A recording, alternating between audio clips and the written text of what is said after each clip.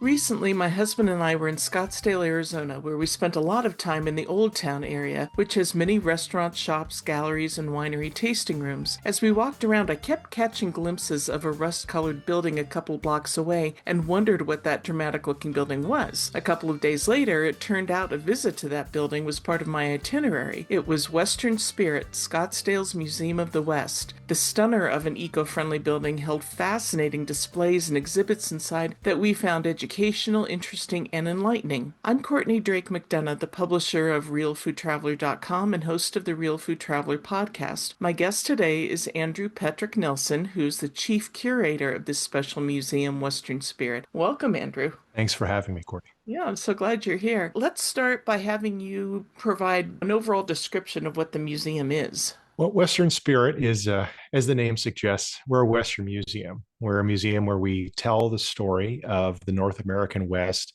largely through its visual culture and also its material culture. So when you come to Western Spirit, you're going to encounter all sorts of Western art and artifacts, and we use those to tell the story of not only the West, but also to hopefully help our visitors understand how people made sense of those stories. Okay, great. I'm intrigued by the name that includes Western Spirit and Scottsdale's Museum of the West. Can you explain that a little bit? Sure. Well, we're located in Scottsdale, as you said. You spent some time in Old Town, so you saw the signs, the world's most Western town. So we're proud to be in Scottsdale, proud to be in Arizona, and that's an important part of our history. But we're not simply a local or a regional museum. We aspire to tell the story of the entire North American West. So that includes the 19 Western US states, including Hawaii and Alaska. But we also tell stories from Western Canada as well as Northern Mexico. So we look at the West as an inclusive space. And I think that also affects the types of exhibitions that you find within. We're not just telling the story of one people who lived in one place. We're open to telling the story of all peoples who called the West their home at one point or another. And besides the exhibits, which are fantastic, what other offerings does the museum have? So we have a robust education program. So if you were to go to our website, you'll see a range of lectures, workshops, all throughout the year. A lot of these are going to be tied to some of our exhibitions, but others may be independent of them. We also run regular tours in the museum. We have docent tours every day of the week, and we are incredibly proud of our docents, great storytellers to give folks a more personalized experience as they walk through the galleries. We do film series as well. There's always something happening at Western Spirit above and beyond the exhibitions. We happened to be in one of the exhibit halls when one of the docents was giving a tour. He was fantastic. It was all we could do to not just sort of sneak in and attach Yeah. ourselves to the back. He was very good. That building that you're in, it is really dramatic. Can you talk about what's special about that building? Yeah, we're fortunate. I mean, it's probably worth mentioning that we're a younger museum. So, older museums, 50 years, 100 years old, the architecture is going to be different. Sometimes old museums have taken over other spaces, libraries, banks, a variety of things. So we're fortunate to have a new building. It was designed for us by a local architectural firm called Studio Ma. And as you alluded to in your introduction, we're very proud to be a LEED certified facility. So there are a lot of really interesting features of the museum that try to make it as energy efficient as possible, to try to keep it cool, to try to reclaim water. One of the most distinctive features on the outside, it was constructed using a process called tilt up concrete, where they actually pour the concrete walls and then tilt them up. But there are ridges along the outside of the cement walls of the building, and those are meant to evoke the ridges on the sides of a saguaro cactus. And of course, those ridges on the cactus serve an important evolutionary purpose. It helps keep the cactus shaded throughout the day. And so those ridges serve the same purpose on our building. So that's just one of the neat architectural features that you'll see that kind of, contribute to the overall sense of this being a really interesting and exciting space, thoughtful space. I had not picked up on that at all. I mean, I knew there was texture, but I hadn't thought about what the texture was about. But you know what I did notice when we were walking around the side from parking and back, and I'm not sure how to describe it quite right. It was almost like fish fins, the little pieces of flagstone where you have trees and whatnot. It was so beautiful the way you had that laying. Most people just sort of throw wood chips down or, have things willy-nilly, but it really was kind of fish finned. Is there a purpose to that or just beautiful? Well, it's beautiful first and foremost, but also the idea is to try to funnel what rainwater we do get towards the cactus and other desert plants that we have out there. Also, they're angled, so I guess they hit the sun at a certain angle for most of the part of the day. So a lot of thought's gone into almost everything you see. I mean, we even have, we're reclaiming the condensation from our air conditioners and using those to water the plants. So it's as I said, a thoughtfully designed building. That's so smart. That's great. How often do the exhibits change? Depends on the exhibit. So we have a number of core galleries. Some of them have been with us since the museum opened. And it's not to say that those don't change, but they only change in small ways where we'll swap a painting or an artifact in and out. And then we have a range of temporary special exhibitions, and some of those could run for a year, some of those could run for 6 months, some of those could run for only 3 months. So the short answer is that for most people visiting the museum, there's always going to be something new to see. Okay, good. If you're visiting Arizona and Scottsdale in particular, is there a point at which in your visit you suggest people go to Western Spirit? I think anytime is a good time to visit Western Spirit. We're not a museum that tells the history of Scottsdale, for example. There are other museums that do that. So it's not as though you would come to our museum to orient yourself to the region for your vacation stay. You're welcome to pop in at any point in time. And again, the museum is always changing. So Mhm. when you come, well, depend on depending on when you come, depends on what you'll see. Yeah, okay. I'm glad I asked that question then because there have been times when we visited somewhere and I've thought, oh, I really wish I'd come here first Yes. because it would have Yeah. I've given been to me, those museums as well. yeah, Yeah. yeah, it would have given me, such a frame of reference for the rest of the visit that followed. So that's good to know that you can kind of come anytime. I guess the one thing I appreciate you following up on that. The one thing I might say is that if you were interested in coming, especially Old Town Scottsdale, to look at some of the galleries, you might want to come to our museum first, because at our museum you're going to see some older Western art, some older indigenous art. So that might give you an interesting foundation and a different perspective on some of the newer pieces you might see along the galleries of Main Street, for example. Okay, good. What are some of your personal favorite items in the museum, or is that like asking you to pick a favorite kid? Yeah. Well, pick a favorite child. I only have one child, so Okay, I'm that's always easy. able to do this. What is exciting about Western Spirit is just the real breadth of what we have. We don't, not only do we not discriminate when it comes to what we consider to be Western art, we also work to tell that story, to bring different types of art together. We look at the Western as a multimedia genre. We recognize that's how people always experienced it. But if I had to pick, I am a film historian by training, big movie guy. And so one of our most exciting collections that we're really privileged to have is the Renard Strickland collection. So this is a gentleman. He was a law professor in Oklahoma, really active in indigenous rights, indigenous law, but was also maybe the biggest movie buff you'd ever meet. And so over the course of his life, collected thousands of movie posters, lobby cards, pieces of advertising, and then a little under a decade ago donated those to us. So this is over 7,000 pieces of advertising that really tell the history of Western film. So to me, that's an amazing resource, and one that folks will see on exhibit throughout the museum in different ways.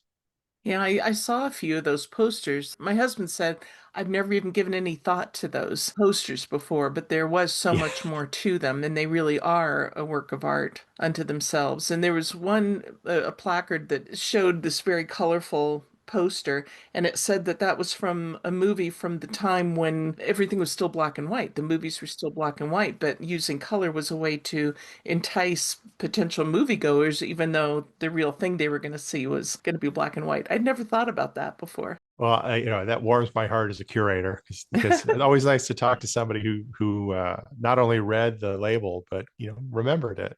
Yeah. You're exactly right, and that's just a little example of the types of stories we get to tell using this amazing resource. Hmm.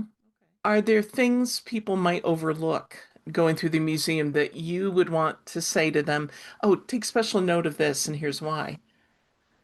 Well, the nice thing about having a museum our size, we're a big museum and we're about to get bigger, is you can we're happy for people to pick and choose. I will say though that one thing that my colleagues and I had conversations about from the moment I got to the museum was miniatures. So when we think about Western art, we often think about huge bronze sculptures and large paintings capturing some of the magisterial sites of the American West, the buttes and mesas and the mountains and so on and so forth. So we kind of think about scale, but there is this really interesting tradition alongside it, both in Western American art as well as in American Indian art, of producing art pieces that are very, very small. And those things tend to get lost in a museum. So we actually created an entire exhibit, which you'll have seen, the West in Miniature, where we really have a museum's worth of tiny artworks in a single gallery. And some of them are so tiny, we actually provide you with a magnifying glass Hmm. to help you see it. So I guess this isn't the type of thing people are likely to miss, but they could have missed in a different museum, and we've put them all together. So we're very proud of that exhibition, and I think that's a prime example of something that just because it's not what you expect and because it's so small, you might miss if it wasn't presented in this way. Hmm. I love that. I've always had a thing for miniatures, so I really gravitated towards that, and I loved the that you had the magnifying glasses for it.